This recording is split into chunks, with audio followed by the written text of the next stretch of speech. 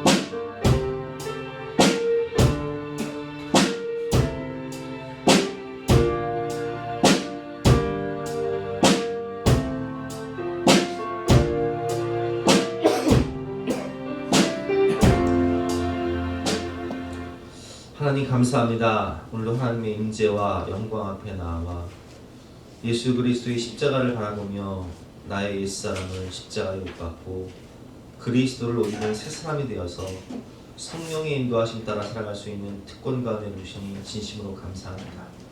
영접하는 자, 곧 그 이름을 믿는 자들에게는 하나님 자녀의 권세를 주셨으니 이제 하나님 자녀로서 하나님의 나라를 누리며 전하며 복의 근원으로 살아가는 우리 모두가 될 수 있도록 축복하여 주시옵소서. 감사드리며 예수 그리스도 이름으로 기도드렸사옵나이다. 아멘. 영원하신 성령으로 말미암아 흠없는 자기를 하나님께 드린 그리스도의 피가 어찌 너희 양심을 죽은 행실에서 깨끗하게 하고 살아계신 하나님을 섬기게 하지 못하겠느냐. 그러므로 주 예수 그리스도 안에 있는 자에게는 결코 정죄함이 없느니라. 아멘. 사제를 확신하며 다같이 사도신경으로 우리 신앙을 고백하시겠습니다. 나는 전능하신 아버지 하나님 천지의 창조주를 믿습니다. 나는 그의 유일하신 아들 우리 주 예수 그리스도를 믿습니다. 그는 성령으로 잉태되어 동정녀 마리아에게서 나시고 금교 빌라도에게 고난을 받아 십자가에 못 박혀 죽으시고 장사된 뒤 사흘 만에 죽은 자 가운데서 다시 살아나셨으며 하늘에 오르시어 전능하신 아버지 하나님 우편에 앉아 계시다가 거기로부터 살아있는 자와 죽은 자를 심판하러 오시리라. 나는 성령을 믿으며 거룩한 공교회와 성도의 교제와 죄를 용서하는 것과 몸의 부활과 영생을 믿습니다. 아멘. 다 같이 앉아서 함께 찬양하시겠습니다.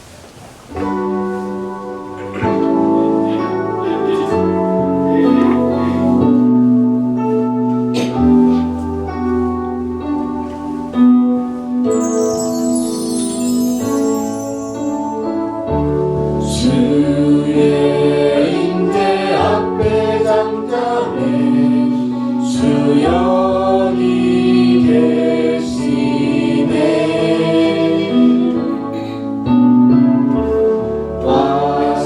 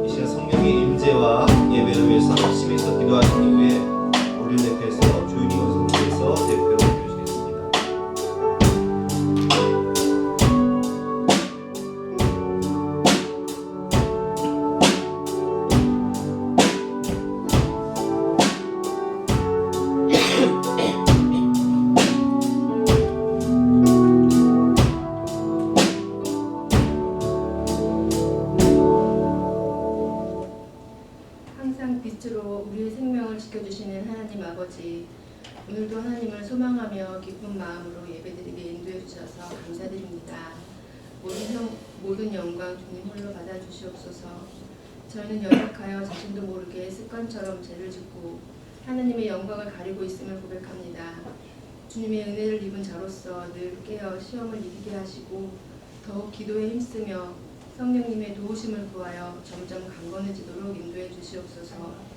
여러 모습으로 우리 각자에게 주어진 연단의 시간들을 굳건하게 이겨내며 나아갈 수 있도록 믿음의 눈을 뜨게 해주시고 하나님의 자녀답게 온전한 삶을 살아갈 수 있도록 분별력과 지혜를 허락하여 주시옵소서.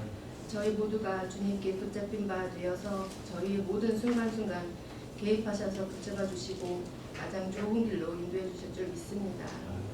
사순절 기간입니다. 누구 때문에 독생자 예수님이 낮고 천한 자로 이 땅에 오셨는지, 왜 우리 죄를 대신해서 죽으셨는지 예수님의 고난을 깊이 묵상하는 사순절 기간이 되게 하시옵소서. 우리도 예수님이 지신 십자가를 바라보고 절제와 겸손함으로 거룩하게 하루하루를 살아갈 수 있도록 도와주시옵소서. 우리 옛사랑교회 성도님들에게 건강과 물질 축복을 넉넉하게 부어주시고 교회와 이웃을 섬기는 데 더 힘쓰게 하시옵소서. 가정과 사업장과 직장을 형통케 해주시고 정신적으로 육체적으로 어려움을 겪고 있는 성도님들에게 회복의 은혜와 평강을 허락하여 주시옵소서. 새학기 새학년이 되는 우리 옛사랑교회 학생들은 축복하여 주시고 언제 어디서나 예수님의 향기를 드러내고 선한 영향력을 끼치며 하나님께 영광이 되는 자녀들이 되도록 도와주시옵소서. 우리 아이들을 믿음의 눈으로 볼 수 있는 선생님을 만나게 하시고 선한 길로 함께할 수 있는 친구들도 만나게 인도하여 주시옵소서. 우리 아이들이 걷는 모든 발걸음마다 동행해 주실 줄 믿습니다. 어려운 여건과 환경 속에서 열심히 복음을 선포하시는 선교사님들의 건강과 가정을 지켜주시고 사역들이 날마다 풍성해질 수 있도록 성령님께서 역사하여 주시옵소서. 예수님을 알지 못하는 많은 사람들에게 삶의 나침반이 되어 영원한 생명으로 이끄시는 구원의 복된 소식을 전하기에 어려움이 없도록 도와주시옵소서. 늘 강건함과 성령 충만함과 형통함이 임동구 목사님과 가족들에게 함께할 수 있도록 인도해 주시옵소서. 목사님을 통하여 주시는 말씀 저희들의 마음에 잘 심겨지고 뿌리가 튼튼해져서 속사람이 강건하게 되게 하시고 하나님의 사랑으로 승리하는 삶이 되게 하시옵소서. 오늘도 주님의 은혜를 간절히 구합니다. 저희들의 기도에 응답해 주실 것을 믿고 감사드리며 예수님의 이름으로 기도드렸습니다.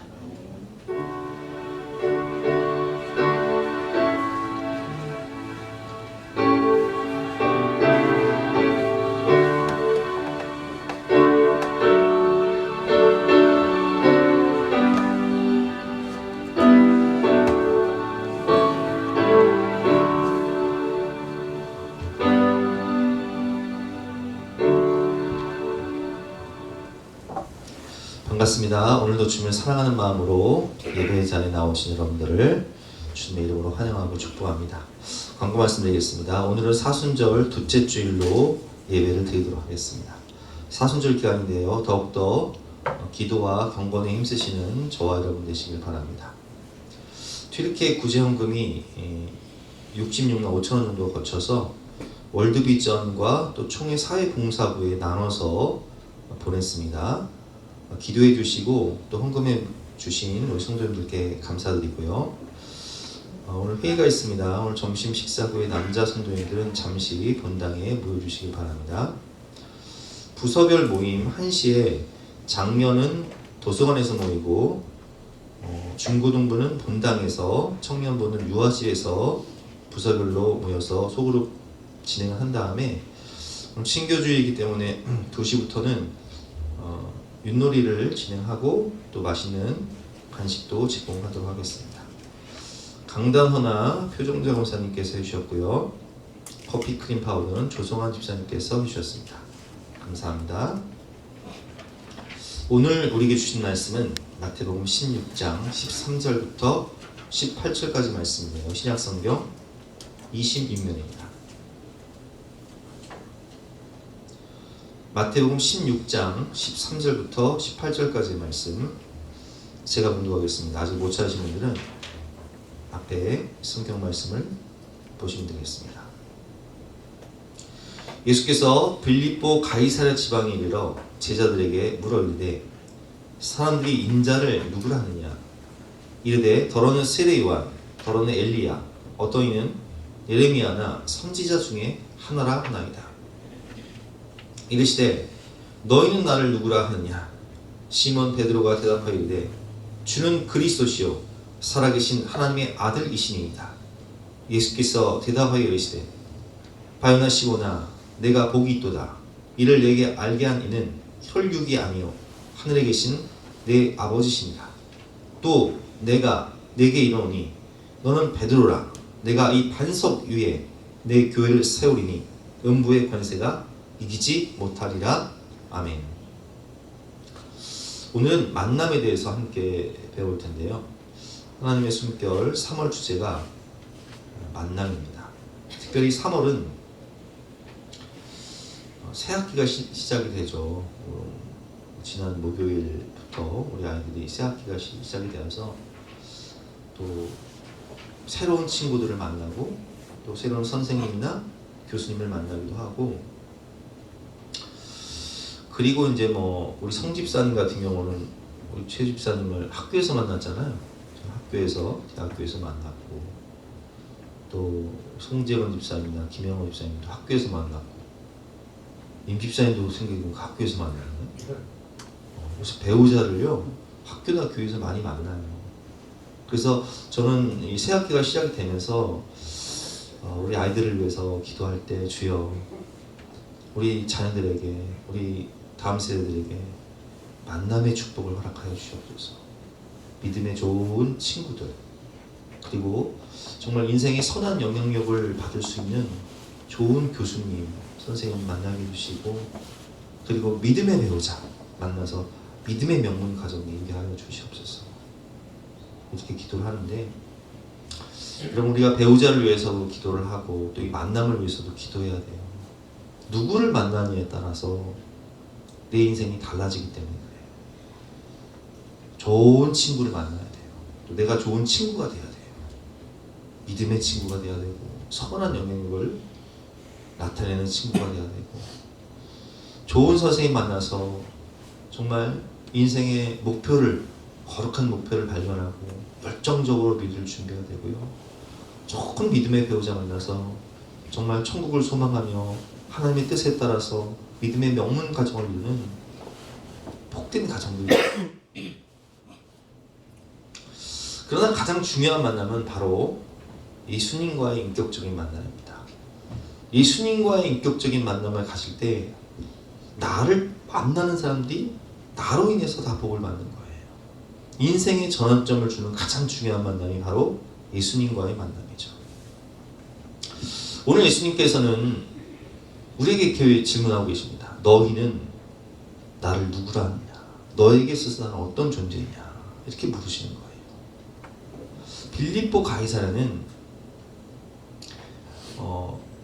이 도시 이름 자체가 빌립보 가이사랴, 헤롯 대왕의 아들이었던 분봉왕 헤롯 빌립의 이름과, 그리고 로마의 황제가 뭐예요? 가이사잖아요. 애굽의 왕의 이름은 바로고, 그냥 그 명칭이 명사죠, 명사. 애굽은 왕이 바로고 로마의 황제는 가이사예요. 그러니까 가이사에게 헌정된 도시예요. 헤롯 대왕의 분봉왕 아들이었던 분봉왕 헤롯 빌립, 그래서 빌립보라는 이름과 로마의 황제 가이사. 이 도시의 이름은 왕들의 이름이에요. 빌립보 가이사야. 그래서 이곳에 가면요, 헤롯 빌립의 왕궁 유적터가 있고, 그리고 가이사의 그 로마 황제의 신전이 있고, 그리고 판 신전이 있고, 제우스 신전이 있고, 또 염소를 섬기는 신전이 있어요. 이처럼 세상 권세와 우상의 신전이 가득한 부귀 영화의 상징과도 같은 빌립보 가이사야. 이 도시는 얼마나 이 가나안 땅 중에서도 정말 보기 드문 그런 물이 많은 아주 비옥한 땅이에요. 그곳에서 예수님께서 제자들에게 물으십니다. 13절 말씀이죠. 예수께서 빌립보 가이사랴 지방에 내려 제자들에게 물어 이르시되 사람들이 인자를 누구라 하느냐. 이르되 더러는 세례요한, 더러는 엘리야, 어떤 이는 예레미야나 선지자 중에 하나라 나이다. 이르시되 너희는 나를 누구라 하느냐. 왜 빌립보 가이사라에서 부르셨는지 우리가 성지 영상을 통해서 잠깐 그 도시가 어떤 곳인가 살펴보고 또 말씀을 전하도록 하겠습니다. 지난 시간에 이제 우리가 요단강 세례토에서 여기까지 보았고, 이제 북쪽에 마태복음 16장에 베드로의 고백이 있었던 가이사라 빌립보인데요. 지금 보시는 도시는 기럇 시모나 이스라엘 최북단 도시에서 드디어 이렇게 이제 헬몬산 기슭에 도착하면, 이게 왜 중요하냐면 이스라엘의 가장 큰 수원이 바로 이 헬몬산 기슭에서 솟아나는데, 이게 이제 초여름에 찍은 건데 보시죠. 여전히 많은 물이 폭포를 이렇게 이룹니다. 이 폭포의 물이 이제 요단강으로 가는데, 이 여름 초여름에도 이러니 겨울에는요 굉장히 많은 물이 이렇게 폭포로 떨어지고, 그래서 우리가 이제 헬몬산이나 니므로드 성체나 또 가이사라 빌립보를 가시게 되면 조금만 더 올라가면 나할 사아르라고 하는 곳에 이제 폭포가 있고, 자, 이 폭포를 보고 이제 내려오면 지금 보시는 대로 드디어 가이사라 빌립보, 또 현지인들은 바니아스라 이렇게 하는데, 이 바니아스의 바니할 때 이 판신을 섬겼던 곳이라 해서 이제 아랍 사람들이 부르던 이름이 이제 바니아스라고도 부르는데, 자 보시죠. 이렇게 이제 드론으로 보면 이 가이사라 빌립보의 그런 왕궁터와 유적지와 특히 이 절벽 가에, 이 절벽에 이제 바위를 파서 만든 신전들이 염소 신전, 판신, 아우구스타 신전 등등, 정말 이곳에서 베드로의 신안 고백이 있었다는 것이 정말 우리에게 이 기독교인들이 많이 가는 곳이고요. 이제 우리가 제일 먼저 이제 입구에 보면 바로 이것이 입구 왼쪽에 있는데, 이 혈류병 여인 기념교회, 비잔틴 시대 때 겁니다. 그러니까 우리가 이 성경에서 예수님이 옷자락을 만져서 예수님의 능력이 나와서 혈류병을 고친 이 여인이 가이사라 빌립보 출신이랍니다. 그래서 후에 이제 비잔틴 시대 때 이곳에 얼마나 규모가 큰지 한번 보시죠. 이것이 재구성된 교회의 모습인데 유적도 대단합니다. 그러니까 그만큼 이 비잔틴 시대 때 가이사라 빌립보에 베드로에 이어서 혈류병 여인의 기념교회가 있었던 곳이라는 것 보시죠. 굉장히 그 규모가 컸었어요. 그리고 아직까지 여전히 큰 규모의 유적지를 볼 수 있어서 이곳에서 이 베드로의 신앙 고백과 더불어서 혈류병 여인의 그 능력이 예수님께로부터 나간 그 현장을 이렇게 본다고 하는 것이죠. 이 성지에 축적된 그 역사는 정말 아주 생생한 성경의 이야기를 말해주고요. 아마 이게 흐르는 맑은 물을 퍼 올리던 한번 펌프질을 좀 해볼까요? 오, 되네.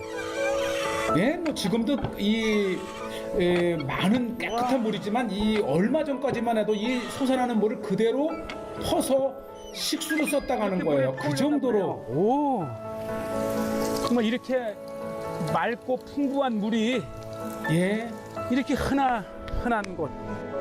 네, 아마 우리가 이제 많은 그 지역 중에서도 특히 가이사라 빌립보는 식수로도 바로 마셔도 될 정도로 깨끗한 물이 솟아난다고 하는 곳이고요.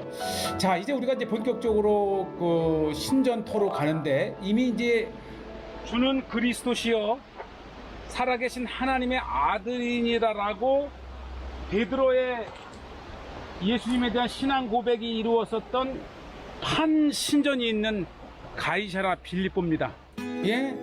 미크다시 판. 자, 요것이 이제 이 멀리서 보면 저기도 가까이서 보면 엄청난 이 바위 절벽에 이게 이제 우리 한국으로 치면 이제 지리산처럼 이 자연이 살림 우거지면 자연적으로 신적인 그런 기도터가 되는데, 판신전이 있던 굴이고요.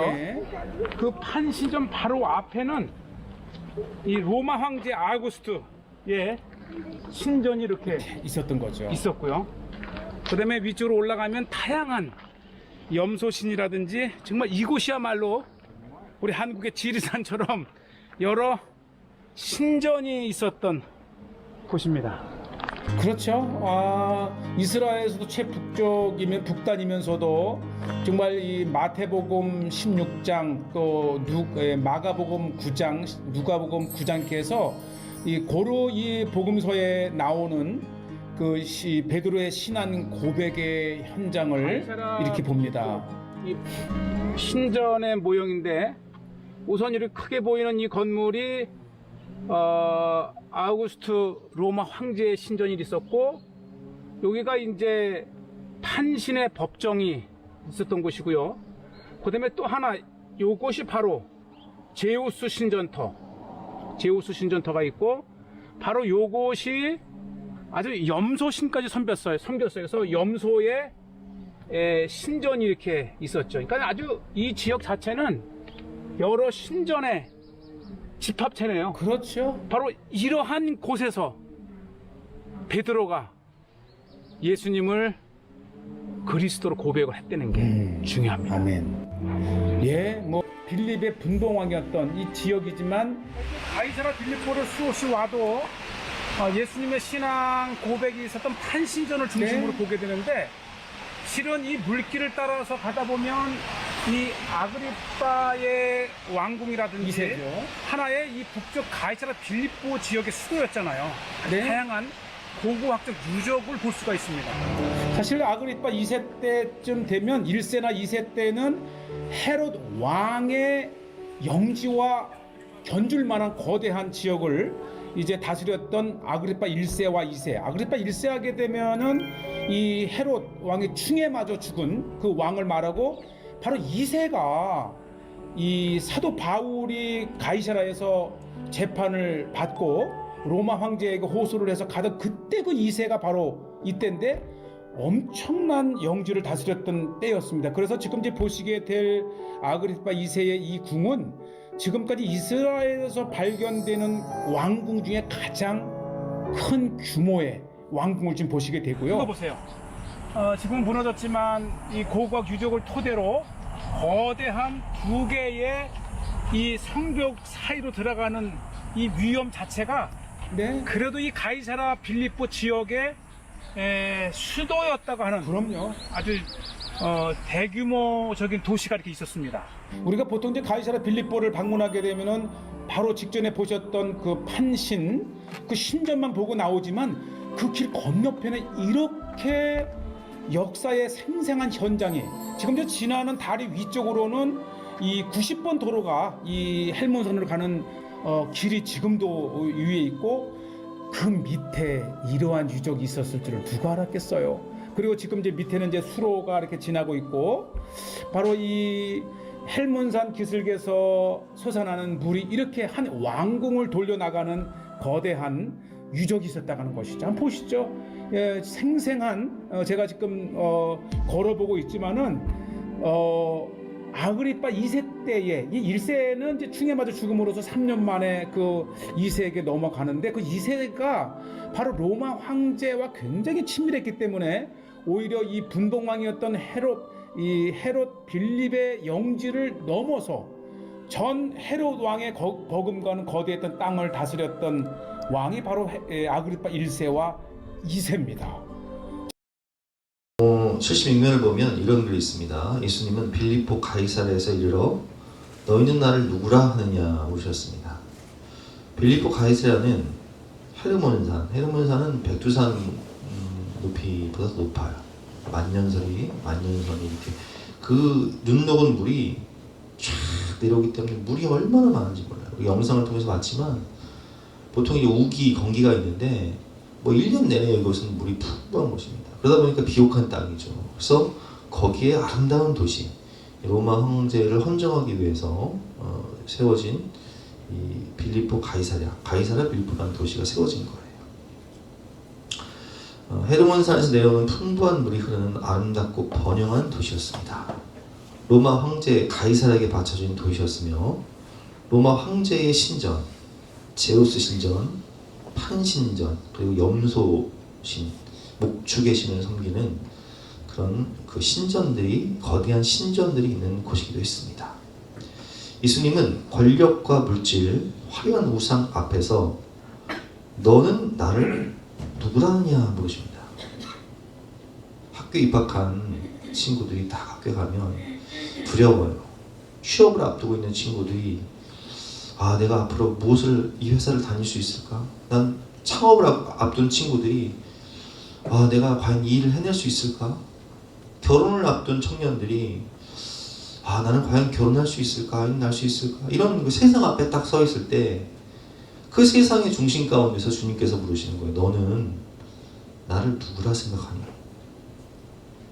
어떤 사람은 제우스 신을 의지하고, 어떤 사람은 로마 황제를 의지하고, 어떤 사람은 분봉을 의지하고, 어떤 사람은 부경화를 의지하고, 목축의 신을 의지하고, 쾌락의 신 판을 의지할 때 주님께서 물으시는 거예요. 너는 나를 뭐라고 생각하냐? 어떤 존재로 생각하냐? 너에게서 난 누구냐? 아주 중요한 질문이죠. 영적으로 충만한 주일 예배 시간에 물으신 것이 아닙니다. 세상의 가치와 성공과 부 앞에서, 세상 앞에 서 있는 나에게 예수님은 실제 어떤 분으로 예수님을 대하고 있는지를 물으시는 거예요. 너에게서 난 누구냐? 넌 나를 어떻게 믿니? 이렇게 물으시는 거예요. 아주 중요한 질문이죠.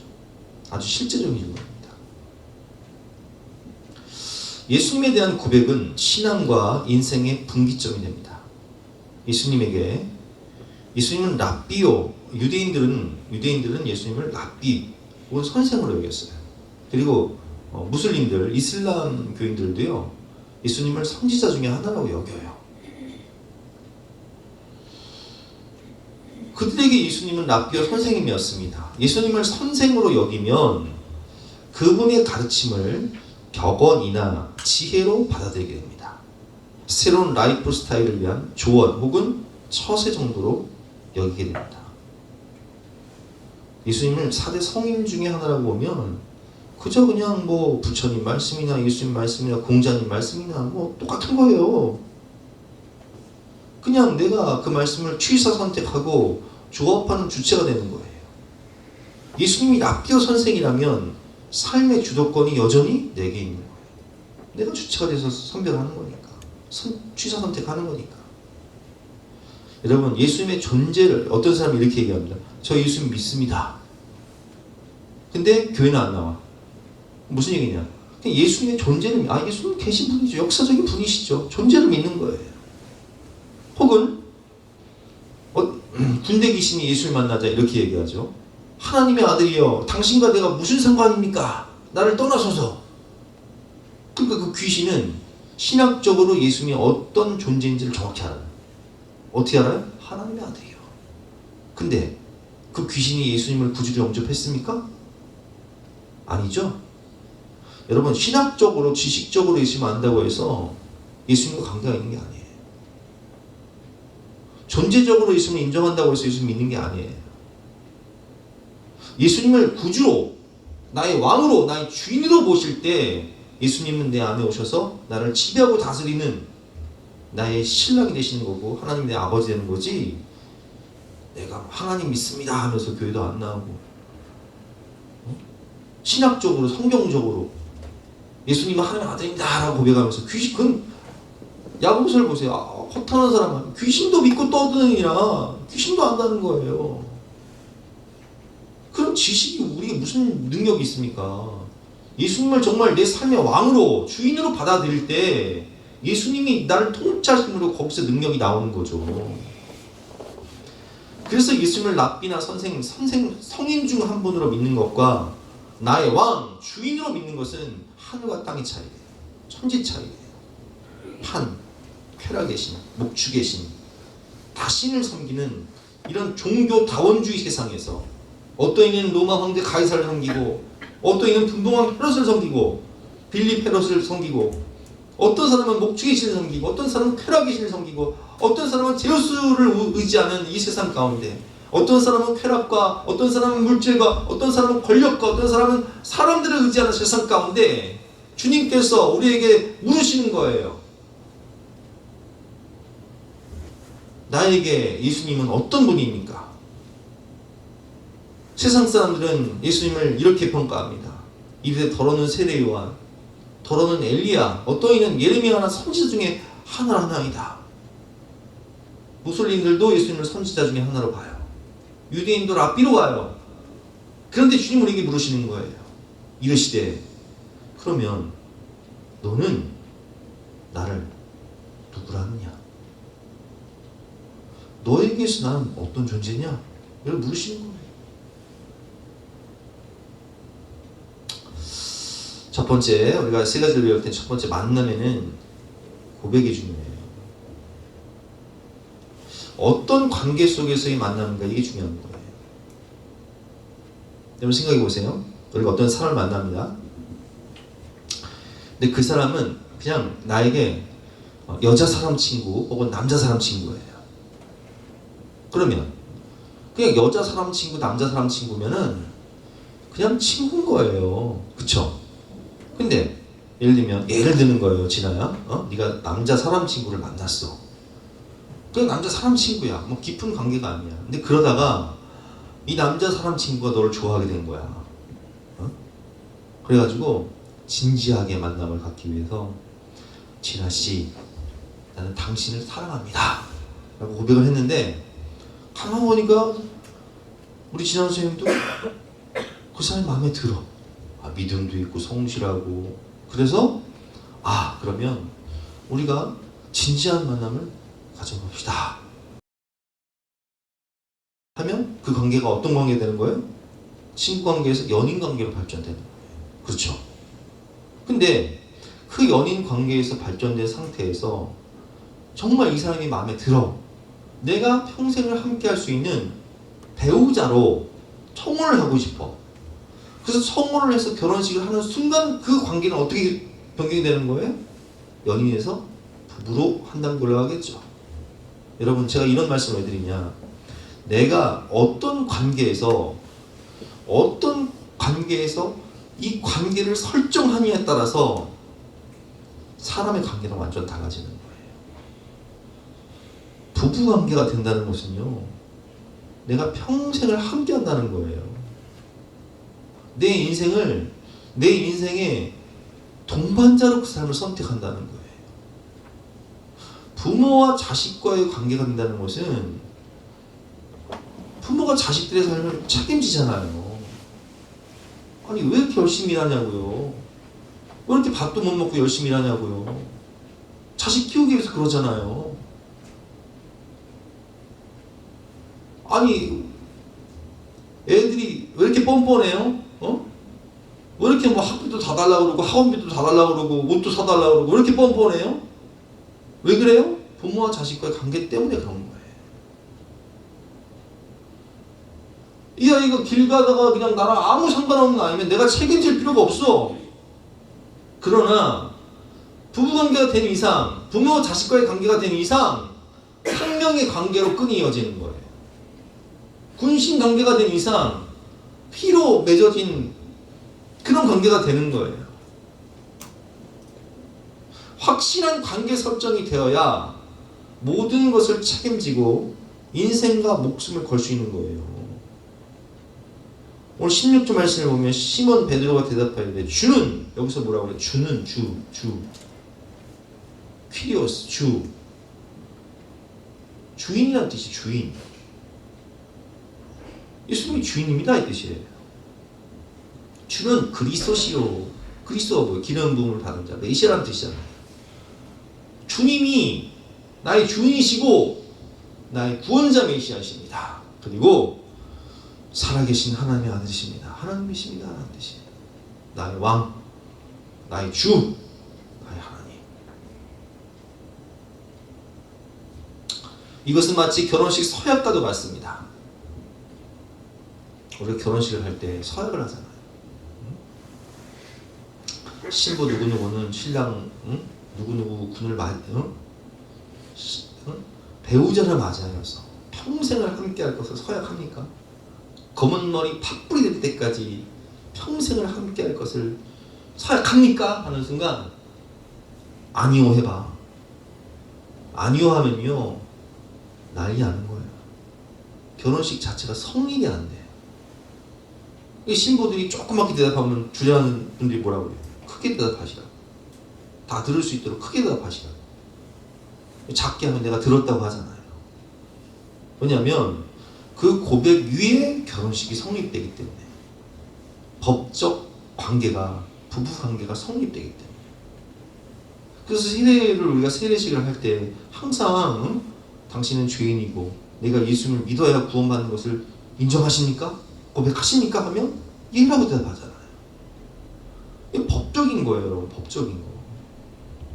내가 주는 그리스도시요 살아계신 하나님의 아들이십니다 라는 이 고백 위에 예수님의 신부가 되는 것이고, 영접하는 자, 곧 그 이름을 믿는 자들에게는 하나님의 자녀가 되는 권세를 주시는 거예요. 여기에서부터 하나님과 우리에게 생명의 관계가 시작되는 거예요.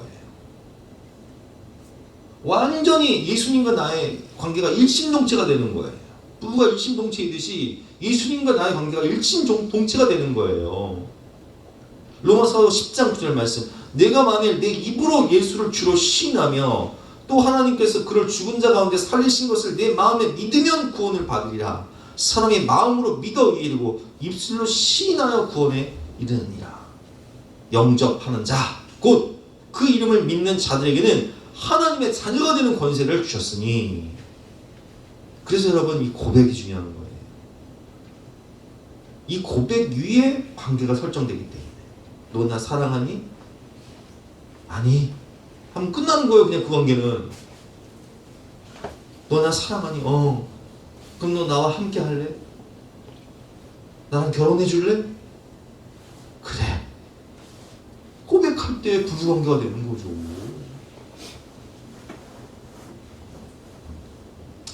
하나님의 아들이란 호칭은 신적 존재, 즉 메시아임을 나타냅니다. 종교다원주의 세상에서 한 분 하나님, 하나님의 아들 독생자 예수를 믿는 믿음에는 핍박이 따릅니다. 하나님의 나라와 세상 나라가 충돌하고 온 세상의 왕과 세상의 권세들이 충돌합니다.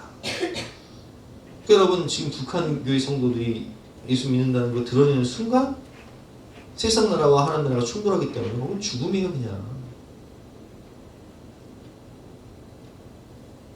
초대교회 성도들은 큰 박해를 당했습니다. 그리스도인은 익투스, 자동차 뒤에 물고기 문양 있잖아요.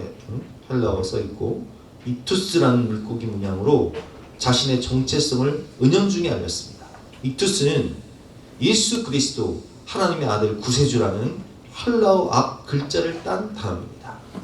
그들은 예수 그리스도의 목숨을 걸었습니다. 그 이름에 담긴 놀라운 의미와 능력을 알았기 때문입니다. 관계 설정이 확실히 돼야 생명의 관계, 목숨과 관계가 되는 거예요. 부부관계, 부모 자식과의 관계처럼, 군신관계처럼. 이 관계가 확실한 설정이 안 되면 주님이 우리에게 이렇게 물으시겠죠. 넌 누구냐? 나는 너를 도무지 알지 못하겠다. 관계가 설정이 안 되면 주님이 우리를 도와주시겠어요? 도와주시겠냐고요. 부부 관계니까, 부모와 자식과의 관계니까 어려우면, 아프면 간이라도 나눠주고 콩팥이라도 떼주는 거지.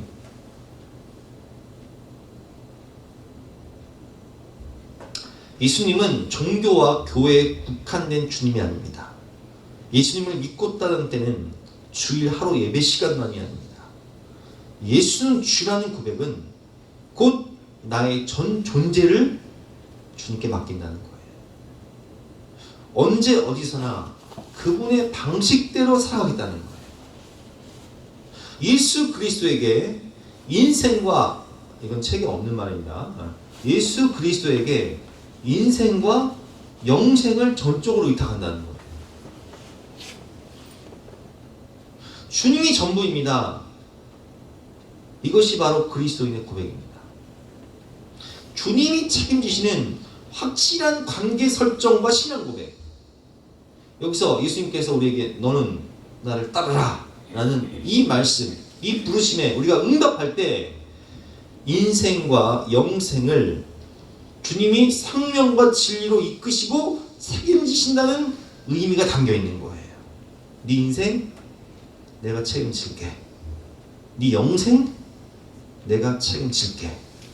너는 나를 따라. 아멘. 그럴 때 책임지시는 거지. 네 인생 내가 책임질게. 너의 영생 내가 책임질게. 너는 나를 따라할 때 주저하고 딴 길로 가버리면 책임지지 않으세요. 관계 설정 잘해야 돼요. 주님만이 인생과 영생의 영원한 소망입니다. 주님만이 우리의 믿음의 대상이에요. 여러분, 사람 믿지 마세요. 사람은 절대 믿음의 대상이 아닙니다. 얼마나 많은 사람들이요, 사람 믿다가 참 부모 자식 관계, 형제 관계라고 해서 믿을 것도 못해요. 재산이 적으면 덜한데 재산이 많아질수록 형제 간에 소송이 많아지는 거예요. 돈 앞에 장사 없어요. 저처럼 재산이 없으면 형제 간에 소송할 일이 별로 없어요. 근데 재산이 수십억 수백억 돼버리면 돈 앞에 서로 원수가 돼요. 사람은 절대 믿음의 대상이 아니에요. 오직 하나님만이 우리 인생의 영원한 소망이 되십니다. 오직 주님만이 우리의 믿음의 대상인 거예요. 두 번째로, 예수님과의 만남을 통해 주인이 바뀌면 우리 삶의 핵심 가치가 뭐냐? 말씀과 성령을 따라 살게 된다는 거예요. 주인이 바뀌기 전에는 뭘 따라 살아요? 내 생각, 내 마음, 내 감정 따라 살아요. 오늘 16절 말씀에 시몬 베드로가 대답하이르되 주는 그리스도시요 살아계신 하나님의 아들이시니이다. 이런 고백을 합니다. 주인이 바뀐 베드로는 성령을 받고 이제는 요한복음 21장에서 예수님께서 말씀하시는 것처럼 네가 젊어서는 네가 스스로 띠뛰고 원하는 곳으로 다녔거니와 이제 내가 늙어서는 네 팔을 벌리리니 남이 내게 띠띠우고 원치 않은 곳으로 가서 복음 전하고 순교하게 될 것이다. 이전에는 내 감정이, 내 생각이, 내 마음의 왕이죠. 내 육체가 원하는 대로, 죄가 이끄는 대로 세상 따라, 물질 따라, 쾌락 따라 살았어요. 그런데 예수님 내 안에 왕을 오시고 성령이 나를 지배하시니까 이제는 성령의 인도하심 따라, 말씀 따라 주님 가라하면 가고 멈추라면 멈추는 인생, 복음 전하라면 전하는 인생, 하라하면 하고 말하면 말하는 인생이 되는 거예요. 그래서 결국 베드로는 순교하잖아요. 로마에 가서 거꾸로 십자가에 못 박혀 죽잖아요. 여러분, 예수님이 나의 주인이라는 말의 의미 무엇입니까? 주인이 바뀌었다는 거예요. 내 모든 것을 드리고 주님께 완전히 항복한다는 거예요. 그래서 사도 바울이 예수님을 영접한 다음에 어떻게 변해요? 그는 사도행전 20장을 보면 이렇게 고백합니다. 보라, 이제 나는 성령에 매여 예루살렘으로 가는데 거기서 무슨 일을 당하는지 알지 못하노라. 오직 성령이 각 성에서 내게 증언하여 결박과 환난 날을 기다린다 하시나. 뭐가 기다린다고요? 결박과 환난. 내가 예루살렘으로 가면 결박 당하고 환난 당하고 로마로 후송 당하고 나중에는 로마에서 죽겠죠. 순교할 거예요. 그러나 내가 달려갈 길과 주 예수께 받은 사명, 곧 하나님의 은혜의 복음을 증거하는 일을 마치하면은 나의 생명조차 조금도 귀한 것을 여기지 아니하노라. 이 누가 주신 마음이에요? 죽을 줄 알면서 가는, 핍박과 고난 받을 거 알면서 가는 이 마음을 누가 주신 거냐고요? 성령에 매어 가는 거예요. 주님 사랑에 매어 가는 거예요. 여러분, 불 속으로 부모가 자식과 뛰어드는 이유는 내가 들어가면 화상이 있고 죽을 수 있는 거 알지만 사랑에 매어 들어가는 것처럼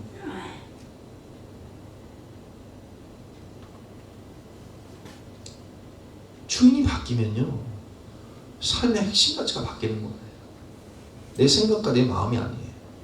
주님 말씀, 성령의 인도하심, 이끌림, 성령의 이끌림, 이끌려가는 거예요. 예수님이 나의 주인이 되시면 삶의 목적이 바뀝니다. 이제 새로운 주인이신 예수님을 따라 하나님의 뜻과 기준대로 살아갑니다. 핵심 가치와 삶의 우선순위, 결정의 기준이 바로 뭐예요? 내 마음, 내 감정이 아니에요. 성경 말씀. 하나님이 뭐라 하실까? 나의 왕이신, 나의 주인이신 주님이 뭐라 하실까? 정말 예수님을 신뢰한다면 그분의 말씀에 따르게 됩니다. 아, 주님 책임지시겠지. 주님은 나보다 나를 더 잘하시고, 주님은 나의 미래를 더 잘하십니까? 주님은 내가 생각했던 것보다 가장 좋은 것을 주시는 분이시니까. 주님은 인생과 영생을 책임지시는 분이시니까 그분의 말씀을 따르는 거예요. 믿음은 행함으로 증명됩니다. 말로만 믿는 게 믿음이 아니에요. 믿고 순종할 때 정말 주님께 모든 것을 걸어버리는 거예요. 따르는 거예요. 너는 나를 따르라 할 때 따르는 거예요. 예 가겠습니다 하고 안 가는 게 아니에요. 예 가겠습니다 하고 따르는 거예요. 믿음은 행함으로 증명됩니다. 참 믿음의 사람은 세상이 감당하지 못합니다. 77면입니다. 예수님이 나의 주인이 되시면 신뢰의 대상이 바뀝니다.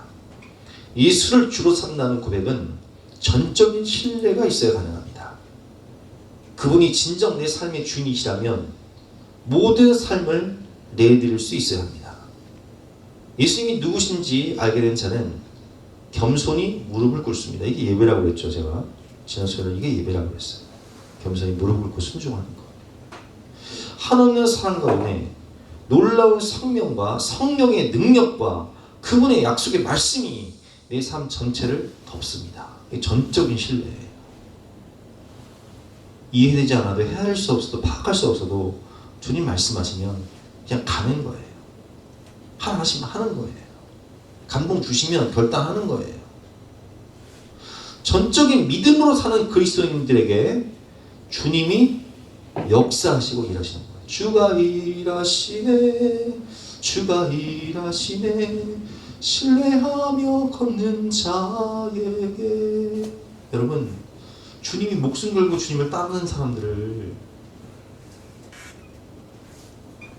사람은요 약속을 배반할 수 있지만 주님은 자신의 이름을 걸고 약속을 성취하시는 분이세요. 사람의 의리는 한계가 있지만 주님의 의리는 한계가 없는 거예요. 근데 우리가 주님을 신뢰하고 따를 때 주님의 의리를 버리시겠습니까? 주님 끝까지 책임지시는 거예요. 예수께서 자기의 사람들을 사랑하실 때 끝까지 사랑하십니다. 베드로는 예수님을 버릴 수 있지만 예수님은 베드로를 버리지 않아요. 이렇게 신뢰하는 사람들에게요, 전적인 믿음으로 전적인 신뢰로 사는 그리스도인들에게 주님이 역사하시고 주님이 일하시는 거예요. 주님이 다 하시는 거예요. 근데 우리는 이런 믿음을 가져야 돼요. 세 번째, 만남의 축복이 있어요. 주님을 만나면 믿음의 사람들을 만나게 됩니다. 이게 무슨 얘기예요? 예수님 영접하면요 인간관계가 재편이 되고. 왜? 죄 짓기 위해 만나던 세상 친구들을 더 이상 만나고 싶지가 않아요. 왜냐면 만나봤자 죄 짓고 타락하고 내 인생 파괴되고 뻔히 보이니까. 그런데 교회 생활 열심히 하려면 누굴 만나요? 믿음의 사람들을 만나요. 믿음의 동역자, 믿음의 친구들, 믿음의 배우자, 믿음의 성도들, 나를 위해 기도해주는 믿음의 성도들. 내가 눈물 흘릴 때 내 눈물을 닦아주고, 내가 주저앉아 있을 때 손을 내밀어 나를 일으켜줄 수 있는 믿음의 친구들. 그뿐만 아니라 내가 예수를 만나면 주변 사람들, 가족들과 친구들을 구원하게 돼요. 75년이죠. 예수님은 그리스도입니다. 예수님은 이스라엘이 구약시대부터 간절히 기다렸던 메시아, 구원자이십니다. 하나님이신 예수님이 이 땅에 오심으로써 하나님의 뜻이 이 땅에서 이루어지게 됩니다. 예수님을 믿고 누리게 되는 하나님의 나라, 믿음으로 예수를 영접하면 하나님의 통치, 하나님의 나라가 되어가는 거죠. 하나님의 다스림 가운데 들어간 자는 천국 백성으로 거듭나게 됩니다. 구원과 하나님의 나라를 누리게 됩니다. 그리고 그 구원과 하나님의 나라를 전하게 되는 거예요. 산 위에 올라가서 세상에 외치 내게 임한 주의 사랑 전하길 원하네. 목사님 전도가 너무 쉬워요. 저자 손현 목사님은 중3 때 예수님을 영접하고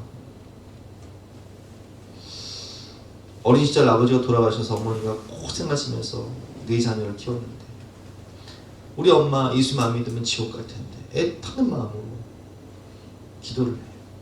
고등학생 1학년이 되자마자 새벽에 나와서 2시간씩 기도를 했다고 그래요. 근데 엄마가 그래도 교회를 안 나와. 형은 낫을 들고 죽이겠다고 주일날 농사일 안 도와주고 교회만 간다고 죽이겠다고 쫓아오고, 엄마는 장독대 항아리 뚜껑을 던져가지고 교회 가지 말라고 말리고. 그런데요, 이분은 고등학교 내내 새벽마다 부모 형제 이름을 부르고 기도를 하고, 엄마 교회 안 나가면 나 밥 안 먹겠다고 3일 금식을 하고, 결국은 온 가족이 예수를 믿게 되는데 자신을 핍박하던 형님은요 먼저 목사님이 됐다고 해요. 여러분, 우리가 예수 만나면요 가장 애타는 마음이 옵니다. 믿지 않는 가족들 구원. 저도요, 어제 임집사님 집에 가서 신방하면서 말씀드렸지만, 내가 36살에 목사, 35살에 목사 안수를 받고 36살에 개척을 했는데 그때까지 예수님 우리 아버지가 안 믿었어요. 내가 아무리 많은 영혼을 구원하고 부서를 부흥시키는 거예요. 그것도 중요하지만 내가 천국에 갔을 때 우리 아버지는 지옥에서 영벌을 받을 생각하니까 막 자다가도 식은땀이 나고 벌떡벌떡 일어나. 안 되는데. 근데 젊은 나이에 교회를 개척하려니까 어머니가 그러세요. 왜 큰 교회 부목사를 했지? 왜 교회를 개척하려고 하냐? 네, 그랬어요. 아버지 돌아가시기 전에 기회가 있을 때. 왜냐면 그때는 우리 아버지가 워낙 건강이 안 좋으셔가지고 식사를 못 하실 때였으니까. 기회가 있을 때, 살아계실 때 구원해야 되니까. 내가 다 잃더라도 아버지 구원 받을 수 있다면 나는 후회 없습니다. 여러분, 우리가 부모 형제를 구한다는 거, 그 영혼이 지옥 가면요 영벌이에요. 영벌. 우리에겐 애타는 마음이 있어야 돼요. 저는 애들한테 공부 열심히 해라 바가지 하잖아요. 근데 단 하나 강조하는 건 있어. 믿음 생활 잘해라. 내가 너한테 뭐 전교 1등 해라, 뭐 1등급 맞아라, 나 그런 소리는 안 한다. 뭐 나 닮았으니까 뭐 공부도 뭐 나 비슷하겠죠. 그러나 믿음 생활은 잘해라. 왜냐면 꼭 천국 가야 되니까. 그래서 교회를 개척한 거예요. 그래서 가족 구원, 친척 구원, 성도 구원, 여러분들의 가족 구원에 저는 지금도 집중하고 있는 거예요. 여러분들의 가족들 이름을 불러가면서 기도하는 거예요. 예수님의 조상이 된 여리고성의 기생라합은 딜을 하잖아요. 정탐꾼들과. 내가 당신들을 숨겨줄 테니까 당신들도 여리고성이 함락될 때 우리 집안에 있는 사람이 누구든지 그 사람들을 살려달라고. 그래서 라합이요 가족 구원하고 예수님 조상된 거예요. 족보에 올라가요. 예수님 족보에. 기생이 말씀에 순종하며 하나님의 심판을 두려워하며 천국을 소망하는 삶이 중요한 거예요. 여러분, 아브라함의 조카 롯과 노아의 자녀들의 보세요. 소돔과 고모라가 멸망할 때 아브라함이 사회들을 불러서 야 큰일 났다. 소돔과 고모라가 유황과 불비로 멸망할 테니까 빨리 떠나자. 그러니까 사회들이 농담으로 여겼다. 저 양반이 미쳤나? 에이 우리 장인어른 또 뻥치시네. 이렇게 얘기를 해요. 근데 노아가 하나님의 심판 예언을 듣고 얘들아 큰일 났다. 우리가 저 산에 위에 올라가서 빨리 구원의 방주를 만들어낸다. 100년 넘게 방주를 만들어요. 사람들은 미쳤다고 손가락질하는데 그 자식들은 노아의 말을 믿어요. 왜? 우리 아버지의 삶을 보면 하나님 살아계시거든. 천국과 지옥은 있거든. 근데 롯의 사위들은 롯을 볼 때 우리 장인어른 보면 하나님은 없어. 에이 천국 지옥이 어딨어. 당신 삶이 이걸 증명하잖아. 이렇게 나오는 거예요. 여러분 우리가 정말 하나님을 경외하며 하나님을 사랑하고 두렵고 떨림으로 천국을 소망하며 말씀대로 산다면 우리의 삶을 통해서 가족들이 구원받게 되는 거예요. 사도행전 16장 29절 말씀 빌립보 감옥의 간수가 선생님들이야 내가 어떻게 해야 구원받을 수 있습니까? 질문할 때 뭐라고 말합니까? 주 예수를 믿으라. 그리하면 너와 내 집이 구원을 받으리라. 예수님 제대로 믿어야 돼. 똑바로 믿어야 돼. 믿고 기도하고 사랑으로 섬기고 복음 전해야 돼. 그럴 때 성령이 역사하셔서 하나님의 나라 진리의 말씀을 깨닫게 하시고 예수를 믿게 도와주시는 거예요. 오늘 본문 18절을 보면 예수님께서 이렇게 말씀하십니다. 베드로가 신앙 고백을 하니까 예수께서 대답하여 이르시되 다요나 시몬아 네가 복이도다. 이를 내게 알게 하니는 혈육이 아니요 하늘에 계신 내 아버지니라. 와, 이 영의 눈을 듣는 귀를 마음의 문을 천국 문을 누가 열어주셨다고요? 하늘에 계신 아버지가 열어주신 거다. 너 이거 네가 깨닫는 혈육이도 알게 한 거 아니야. 고린도전서 12장 3절 말씀이죠. 누군지 내가 너에게 알려니 하나님의 영으로 말하는 자는 누군지 예수를 저주할 자를 하지 아니하고 또 성령으로 아니하고는 누구든지 예수를 주라 시인할 수 없느니라. 성령이 역사하셔야 돼. 그래서 우리는 최선을 다해서 기도하고 사랑으로 섬기고 복음을 전하고 어떻게든 그 영혼을 구원하기 위해서 금식하면서 몸부림을 쳐야 되는 우리의 행위 100% 그리고 성령이 마음의 문을 열어주시고 감동하셔서 천국 문을 열어주시는 하나님의 은혜 100%가 딱 맞을 때 우리의 행위 50% 하나님의 은혜 50%가 아니라 우리의 행위 100% 하나님의 은혜 100% 최선을 다하고 하나님께 맡길 때 하나님이 우리의 눈물의 기도를 보시고 은혜로 구원해 주시는 거예요. 그러니까 그냥 방관하는 게 아니에요. 하나님 언젠가 구원해 주시겠지 방치하는 게 아니에요. 믿고 기도하고 사랑으로 섬기고 때때마다 복음 전하고 그리고 하나님께 맡길 때 하나님이 은혜로 성령의 역사를 보내주시는 거예요. 주님이 우리의 신앙 고백 위에 주님의 교회를 세우시고 음부의 권세를 이기게 하시는 거예요. 교회도 주님이 세우시는 거더라고요. 제가 교회를 개척해 봐서 알잖아요. 내가 할 수 있는 게 아무것도 없어. 그저 제가 아까 좀 전에 말씀드렸지만 믿고 기도하고 최선을 다해서 사랑으로 섬기고 근데 마음의 문을 열어주시고 인생을 변화시켜 주시는 분은 누구시라고요? 하나님. 나는 내 일을 하고 하나님은 하나님의 일을 하셔야 되는 거예요. 또 내가 너희에게 오니 너는 베드로라. 내가 이 반석 위에 여기서 이 반석 우리의 그 신앙 고백 위에 내 교회를 세우니. 그래서 교회는요 신앙 고백이 확신한 사람들의 모임이에요. 내 인생과 영생을 그리스도에게 목숨 건 사람들의 모임이 교회라고요. 말씀과 성령의 인도하심에 순종하는 게 교회라고요. 그러니까 음부의 권세를 이길 수밖에 없죠.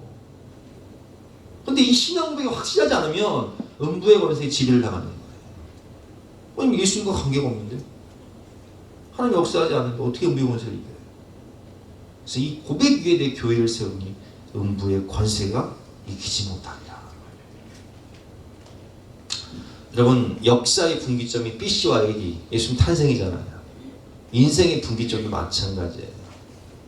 인생의 분기점은, 전환점은, 터닝포인트는 예수님 만남 이전과 이후, 예수님을 만났냐 안 만났냐, 인격적으로 모셔드렸냐 안 모셔드렸냐, 이것이 내 인생의 역사의 분기점이 되는 거예요.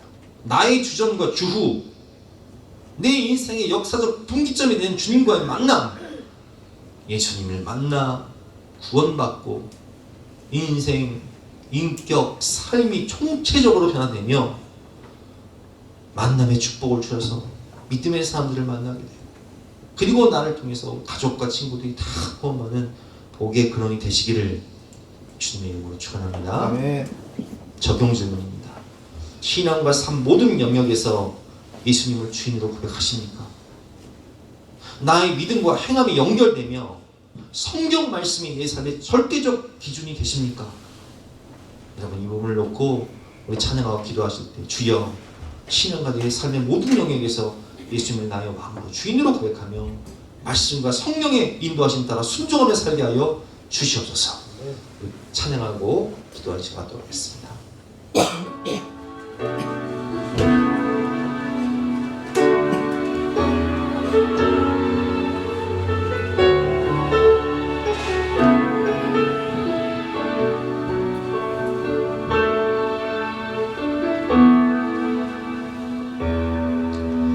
슬픈 마음이 있는 자, 몸과 영혼 병든 자, 누구든지 부르시오.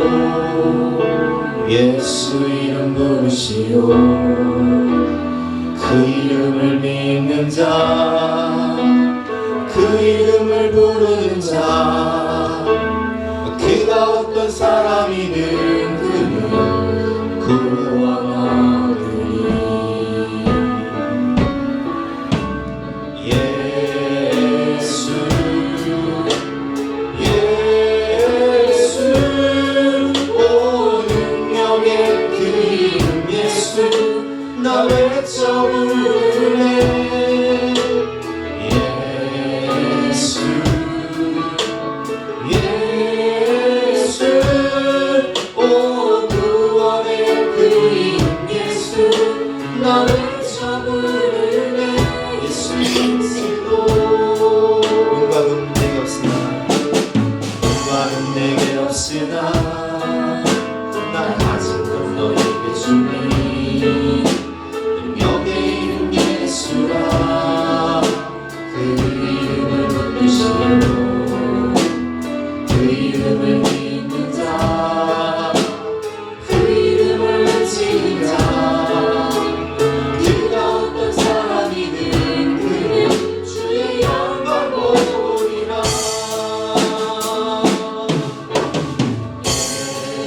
예수, 예수, 오 능력의 그 이름 예수, 나 외쳐 부르네. 예수, 예수, 오 구원의 그 이름 예수, 나 외쳐 부르네. 예수 그리스도. 여러분, 문제 앞에서 예수님을 누가고 보십니다. 두려운 세상 앞에서 주님께서 부르십니다. 너는 나를 누구라 생각하느냐. 심판 앞에서 주님이 부르십니다. 너에게 나는 어떤 존재인가. 여러분, 하나님과 예수님 어떤 관계로 설정하고 계십니까? 이 시간 기도하실 때 생명의 관계로, 나의 왕, 나의 주님으로 내가 주님을 전적으로 신뢰하며 하나님의 왕으로 모시고 살아갈 때 주님 나의 일생과 영생을 책임져 주시옵소서. 우리 간절한 마음으로 주여 한번 외치고 기도하겠습니다. 주여!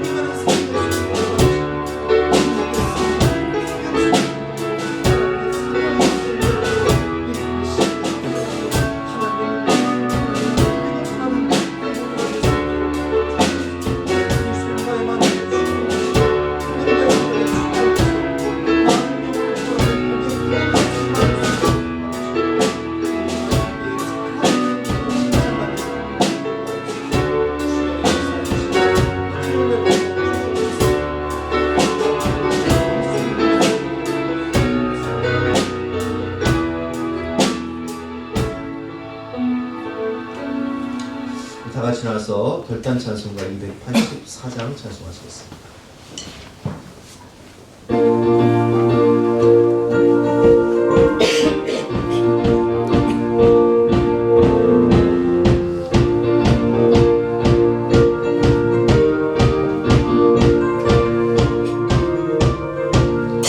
오랫동안 모든 죄 가운데 빠져 더럽기가 아니라 어떤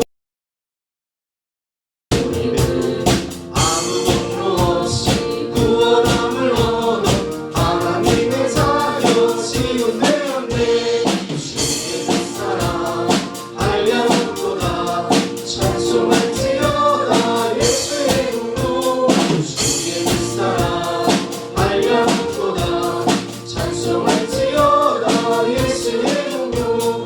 주의 보혈로서 정결하게 씻겨 죄악에서 떠난 몸이 되었고 세상 계신 분은 강로 없어지니 하나님의 빛이 영원하구나. 주의 그 사랑 한량없구나 찬송할지어다 예수의 공로. 주의 그 사랑 한량없구나 찬송할지어다 예수의 공로. 죄의 깊은 잠과 뜬 세상을 구비 어떻게 일어나라 나의 친구여. 은혜 받을 날과 구원을 때가 지금 온 세상에 선포되었네. 주의 그 사랑 한량없구나 찬송할지어다 예수의 공로. 주의 그 사랑 한량없구나 찬송할지어다 예수의 공로. 하나님 감사합니다.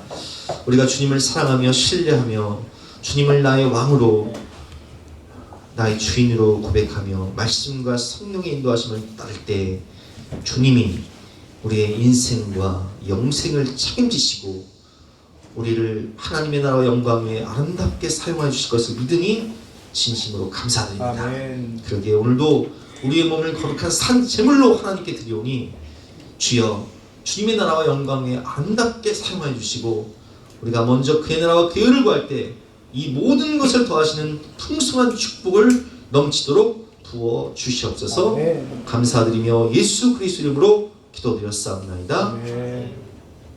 우리 구주 예수 그리스도의 은혜와 하나님의 영원하신 사랑과 성령님의 감화감동 역사하심이 우리 모든 성도님들 머리머리 위에 앞날 위에 지금부터 영까지 함께 하시기를 간절히 축원하옵나이다. 아멘. 아멘.